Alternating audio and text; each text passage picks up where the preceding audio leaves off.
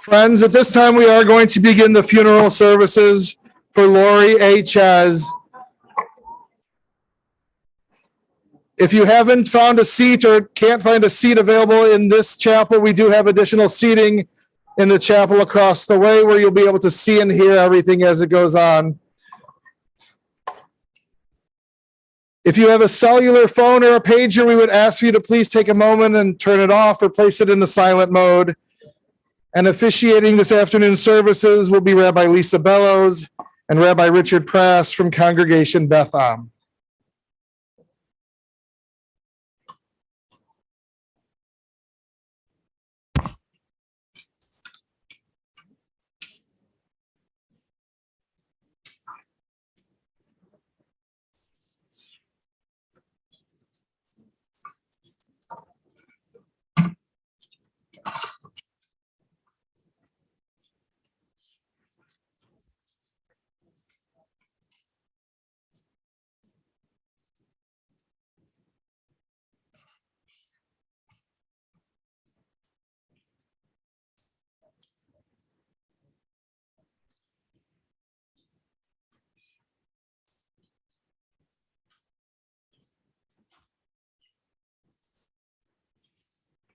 Friends,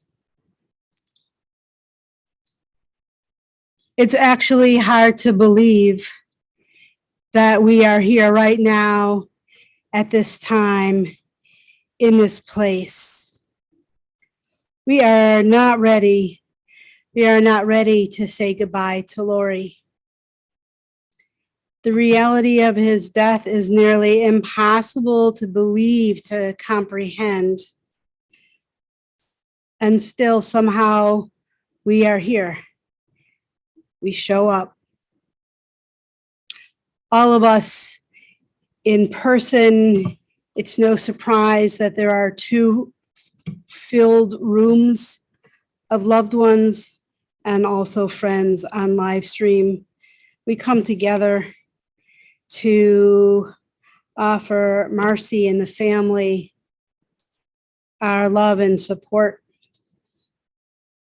to say goodbye to and to celebrate Laury's life. He was our rock, and we are so very grateful to have a chance to be a part of his life. We give thanks for Laury now and always.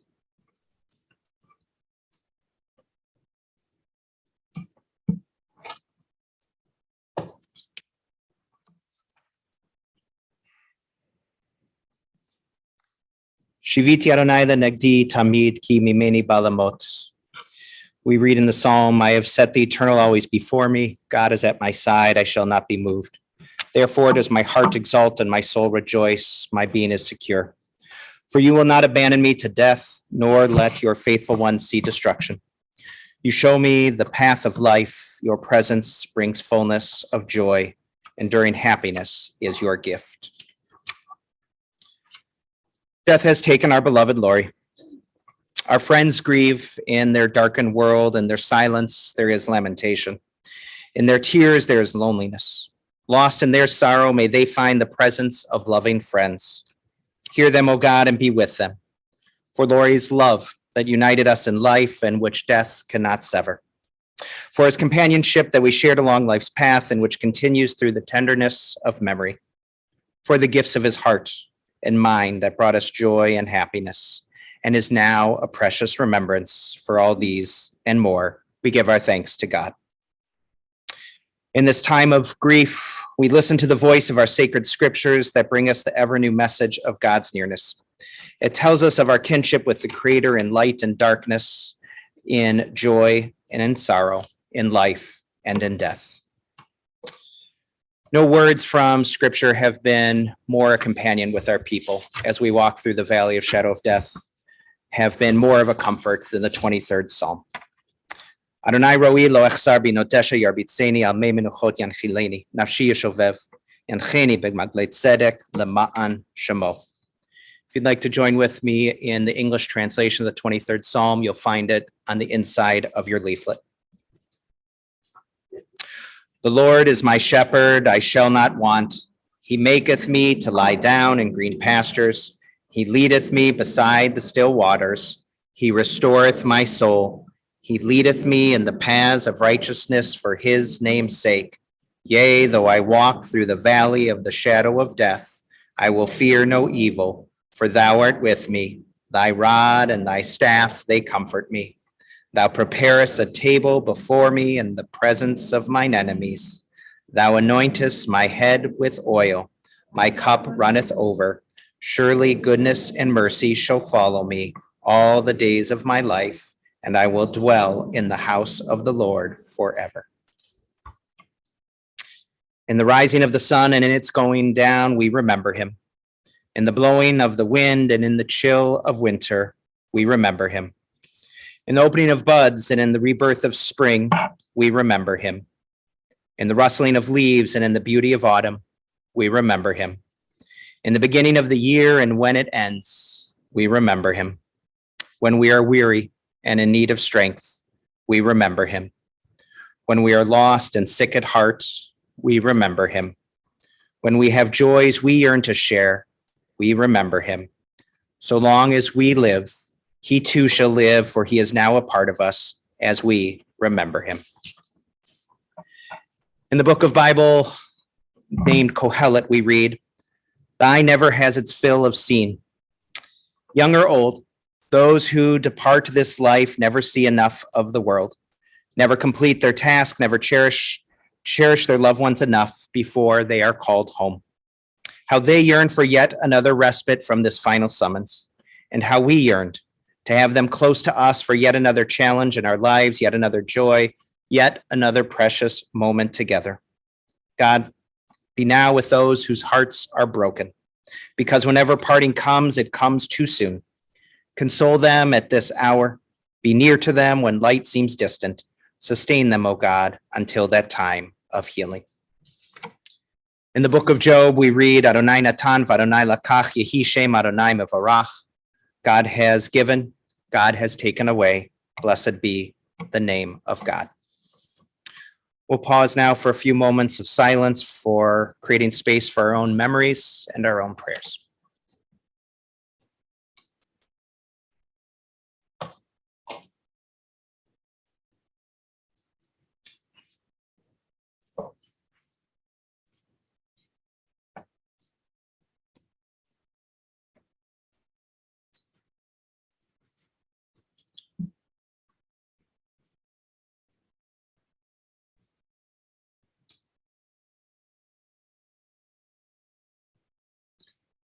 May the words of our hearts, our meditations be acceptable to you,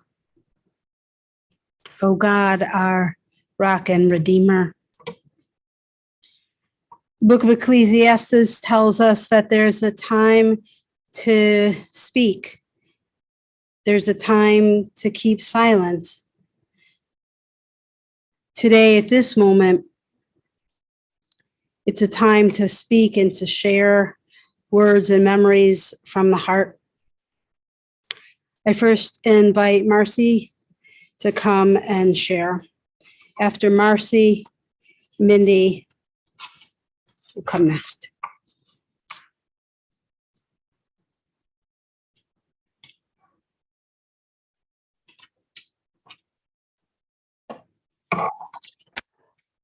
I'm going to try and get through this, so I'm going to make it very brief. I lost my best buddy, the person who could always make me laugh, tolerated my likes and dislikes, my shopping, and my dreams. The person I shared good times and bad times with, our friends, our adventures, and simple everyday days. Our family was at the top of his list, our children of whom he was so proud, and our beloved grandchildren who made him smile. He had beloved siblings, friends, a cherished partner, longtime clients who he was dedicated to, and a retirement in our new home he was looking forward to. And most of all, he had me by his side, especially during the last couple of years when we were together all of the time. Sometimes driving each other just a little bit crazy, but we wouldn't have it any other way. He was a good person, a hard worker, a fierce fan of his sports teams, most of which were not winners. And in a minute, it all slipped away. Bones, you're leaving a great big hole in our world, and I'll miss you forever. And as you would laughingly always say, may his memory be for a blessing.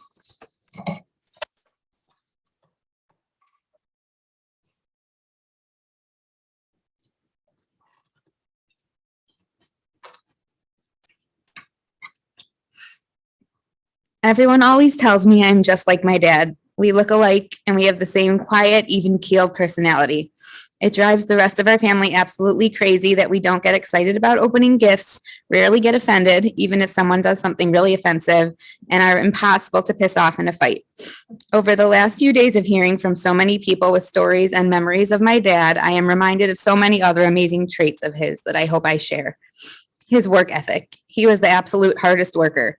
Always working late nights when we were little, coming home to his dinner saran wrapped and waiting for him in the microwave. He put full effort into everything he did, his education, his profession, and his family.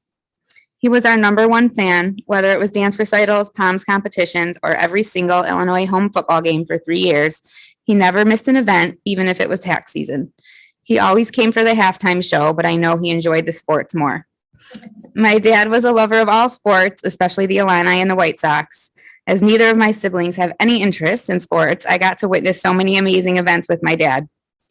The White Sox World Series parade, the Blackhawks Stanley Cup parade, and the best sporting event of all time, the 2005 Elite Eight game with Illinois. We sat in the very last row of the Allstate Arena. I bought tickets off of eBay, and I thought he was going to kill me for what I spent on them. We had the best time high-fiving random people, and it is a memory I will always cherish. My dad was humble and unpretentious, never one to boast, always one to listen. He was respected by everyone, a mentor and a confidant. He had the utmost integrity, the driest, most sarcastic, but hilarious sense of humor, and the best joke timing. I will miss telling him about new clients, texting him the latest Illini sports news, and most of all, will miss him at so many moments yet to come. My kids' graduations, bar mitzvahs, and I had hoped even weddings. These milestones and the everyday won't ever be the same. I hope he is looking down on this room to see how loved he was. There was truly nobody like him, except maybe me, and I am so lucky he was my dad.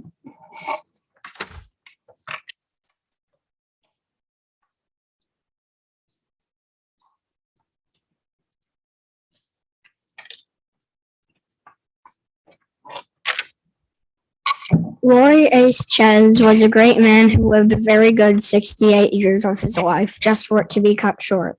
His life consisted of loving the Chicago White Sox, his dogs Derby and Goldberg, the Illinois Fighting Illini, Chicago Wolves, and baseball.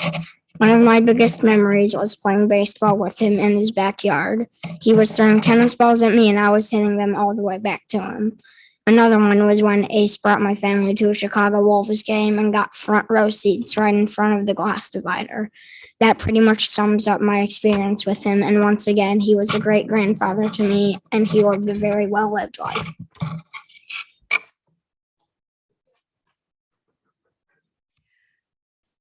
We invite to share words Lori's sister, Debbie.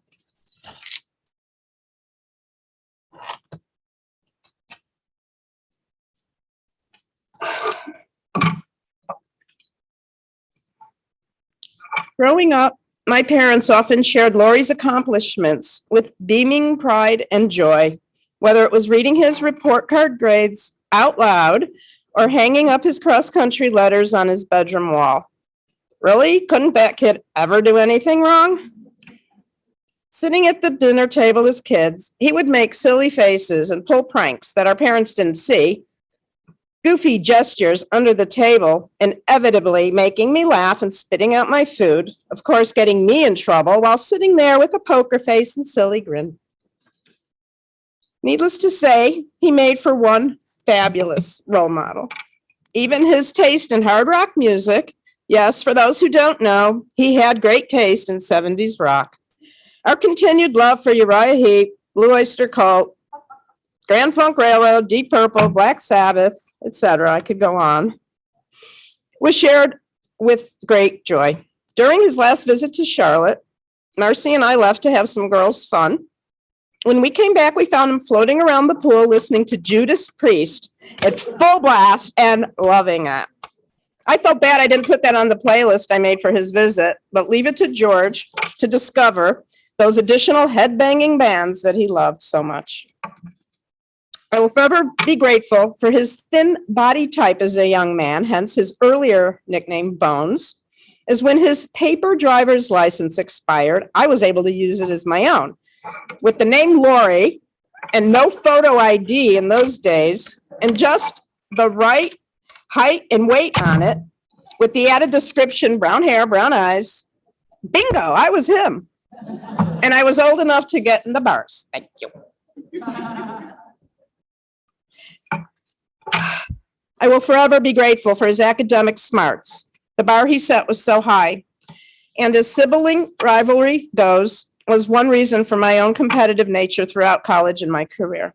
And I thank him. It was uncanny also, however, the years, even living geographically apart, when we would go out to eat, we would always order the same drink and same meal. Our mom used to call us her twins that were 3 years apart. It was no wonder that right now I'm broken. He was adored, he was loved, and he will never be forgotten. I invite Mike Afric to come and share words.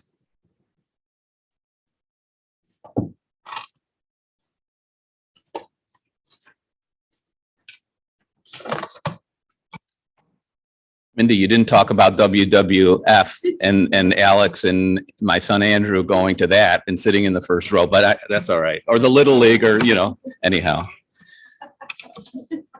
For those of you who don't know me, my name is Mike Afric. I've had the privilege to know Laury and Marcy and the family, maybe not 40 years, but some of you, but certainly for almost 40 years. As confirmed by the people in this room and the other room, we lost a great man today, or this weekend. One who's devoted to his family, a friend to many, and truly a great trusted business advisor. Now, I'm not going to stand up here and try and be witty and funny, because that's really Laury's thing. And I'm really struggling still a little bit with this whole kind of wrapping my head around this whole thing that just happened. It just is devastating. So if I start going off on a tangent or two, please forgive me. I'm not going to try and bore you with all the memories that we had, because as I replayed them over the last 2 or 3 days, 4 days, there were so many great ones, But I do remember a couple. One on how proud he was. I remember when Morgan was just about to be born, he came into me and he said, "Mike, I've got it. The perfect name for me." He said, "Ace." He said, "That's it." And I thought to him, you know what? That is perfect. And that will go on from generation to generation to generation. And he was just so proud of that. Or the time when we decided to leave Checker, Simon and Rosner, the firm we were with, made a decision, major decision, go off on our own, only to remember that we forgot to tell the wives. Now, many of you know Marcy. Once we pulled her off the ledge, all we really had to do was reassure her that eventually we would get paid again. And it all worked out. Or the time that Laury seriously tried to convince my father-in-law, who is 93 years old, that before signing the deal to sell the movie rights to a book he wrote, that he needed to put in there that he needed to be casted as my father-in-law. And the reason is because at the same time he said, you need to also put in there that Kate Beckinsale is casted as his wife. And that was going to be the only way that he got to Kate Beckinsale. So now my father, 93 years old, he was not quite always with it. So he didn't quite understand why he was saying that. So of course, Laury had to show him who Kate Beckinsale was, and he did.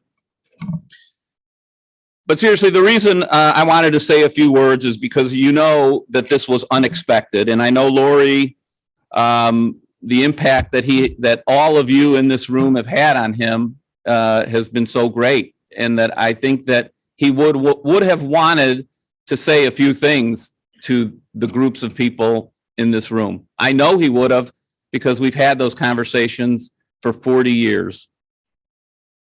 First, the family. He loved Marcy like nobody else.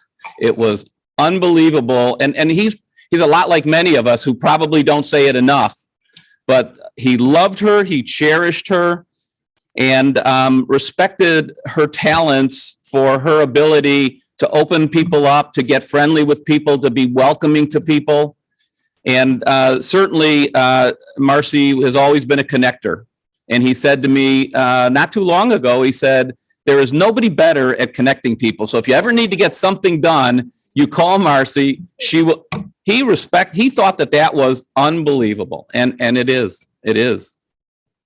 Mindy, besides how proud he was of you from an intellect standpoint, from a creativity standpoint, U of I connection, he was probably most proud that your husband was 6'3". And of course, he decided it was him that created that. So, Goose, Gail, the names they have for everybody is just crazy. The kindest, most organized, caring individual you can imagine. Of course, as smart as a whip. She found a saint in Mike, really did. And he did say, I believe, Mike, when you wanted to marry Gail, that's great, no returns. But the love he had for you, tremendous. And finally, there's Alex, Sparky, AKA Mr. Rockefeller.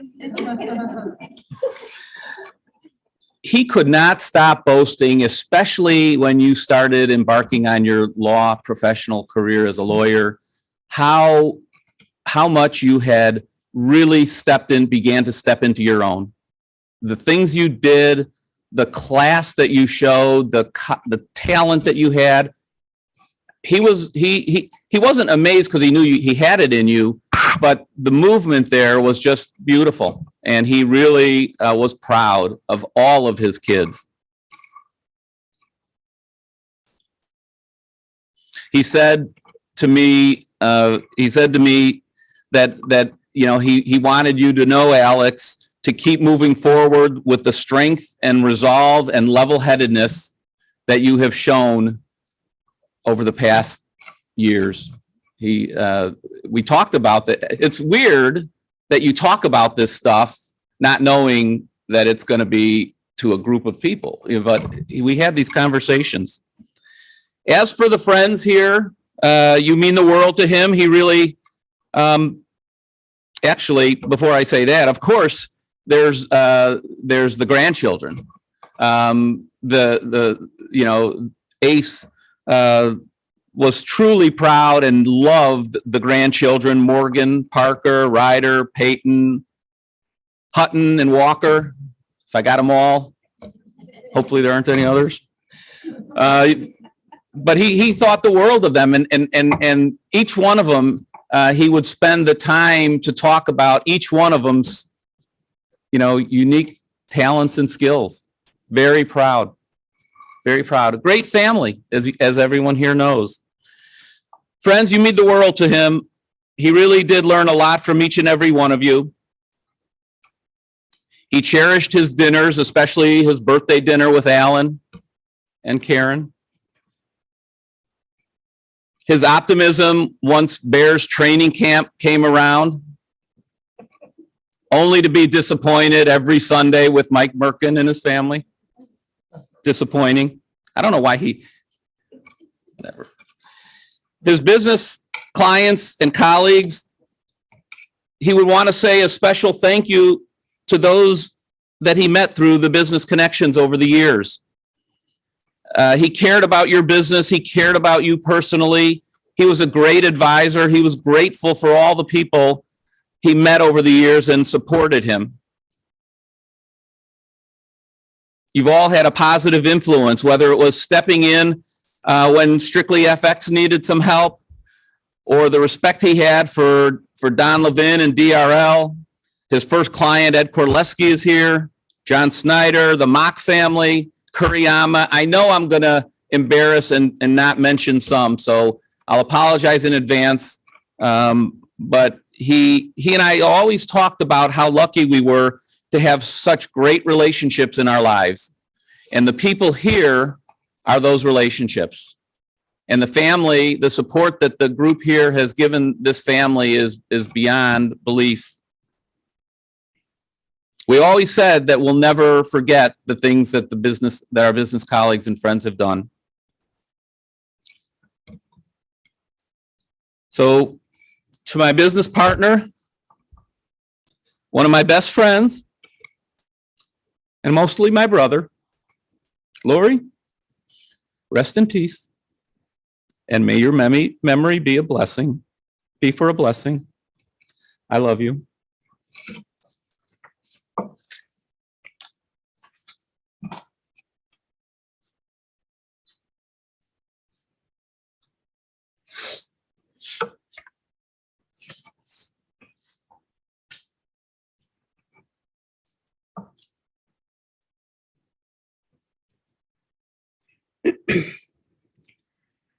Marcy, you would have been married 42 years this June 10th. 43? We're totally counting. It wasn't enough. You want more time, and you should have had more time. You met Laury because you worked with a guy who would not go out with a Jewish woman. So he gave your name to a Jewish guy who was named Laury, and you may or may not have rolled your eyes when you heard that his name was Laury. On your first date, Laury came to the house. He made a joke when seeing you with the poodle. You went to the Skokie Theater to see Close Encounters of the Third Kind. You walked across the street to the Hilton for coffee, and then walked in Martin Moe. It's a good sign. And it was a great first date. Debbie knew that Marcy was special when their mother let Marcy and the dog into the living room that had only couches covered in plastic. Laury adored you, as we've heard. He wanted to give you whatever he could, and he did. He didn't have much growing up, and he was proud of what he accomplished, but he was never boastful. Material possessions meant nothing to him, but you and the family could have whatever you wanted. Marcy, you mentioned in what you said, but I also want to make special note how important these last 2 years were for you both. You were together all the time. And what a wonderful image of you and Laury sitting together on literally the little love seat every night, watching TV with the dogs. Treasured moments that I know you keep close. We've already heard, thank you, Mike, for sharing the special relationship that Laury has with the kids and the grandkids.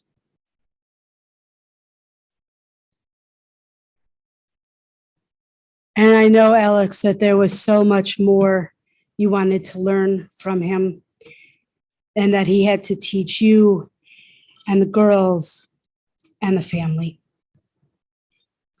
Laury was extremely quiet and hilariously funny. He was a man of great integrity. He was universally respected, and his ethics were unmatched. He was organized and meticulous. He moved at his own pace, Mindy, as you said, at his own pace, at his own time. And no matter what you knew, he was there for you. 24/7, 365 days a year. Laury was your rock, a rock for everyone in the family and for all of us too. Laury taught you well, and I know that you will be there for each other. You, his family, are his legacy. When you bring his values into the world, so Laury lives, not in the way we want him to, but now in the only way that he can, through you. And so the world remains a better and a brighter place because Laury was in it. May Laury's name be for blessing and inspiration. He will certainly never be forgotten. We offered the 23rd Psalm as a reading for the mourners to remember that they are never alone, even when they might, or if they might feel like it. This next prayer is just for Laury. It's called El Malei Rachamim. It's a prayer that asks God to receive, to continue to receive Laury with great love and care. If you're able, please rise.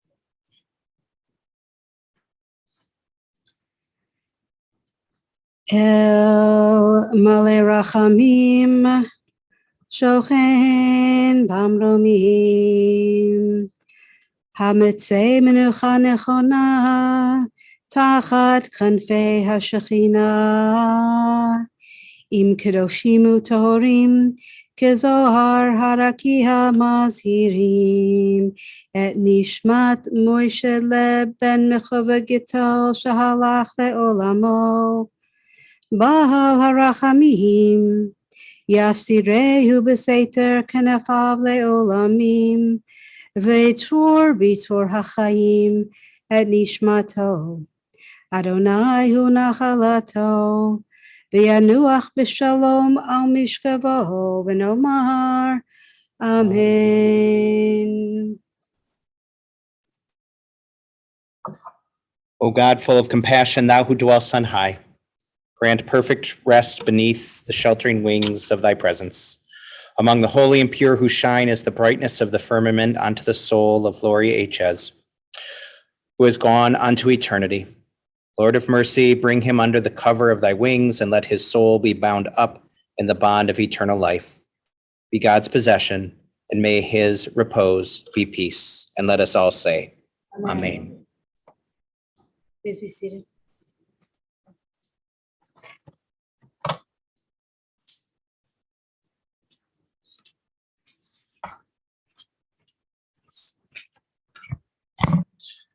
Friends, this concludes the services here at the chapel. The interment and burial services will continue at Shalom Memorial Park in Arlington Heights. For those of you traveling with us to the cemetery and the funeral procession, please keep the following safety precautions in mind. Please make sure that your bright headlights and your four-way hazard flashers are on at all times. Please be sure to obtain an orange funeral safety sticker for your windshield, and we will be providing several of the cars in the procession with a magnetic orange flag to be placed on top of your car. Please travel as close as safety permits to the car in front of you to avoid any gaps in our procession. For your own safety and security, I would suggest not speaking or texting while driving to the cemetery in the funeral procession. And as we make our way through the intersections, if the car in front of you goes through, please proceed with caution, use your horn liberally, and do your best to continue forward through that intersection. Following the interment, the family will be together at the Abram residence at 3 Preston Court in Lincolnshire as they return from the cemetery until 8 p.m. this evening, and tomorrow, Wednesday, from 4 until 8. And the Shiva coordinator for the family is Randy Berger. That information is available on the service folders, as well as the information regarding memorial contributions. The family has requested that memorials in Laurie's memory to the Leukemia and Lymphoma Society. And again, that information is on the service folder. We also want to thank those of you who are joining us online.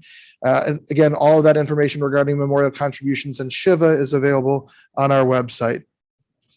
The following individuals have been asked to serve as pallbearers: Holby Abern, Mike Afric, George Kirmes, Michael Rappaport, Mike Rizzullo, Kyle Rappaport, Garrett Hersfeld, and John Simmons. At this time, I would ask for everyone to please rise and stand in place. For the pallbearers to please come forward to my left as we escort the clergy, the family, and the casket from the chapel.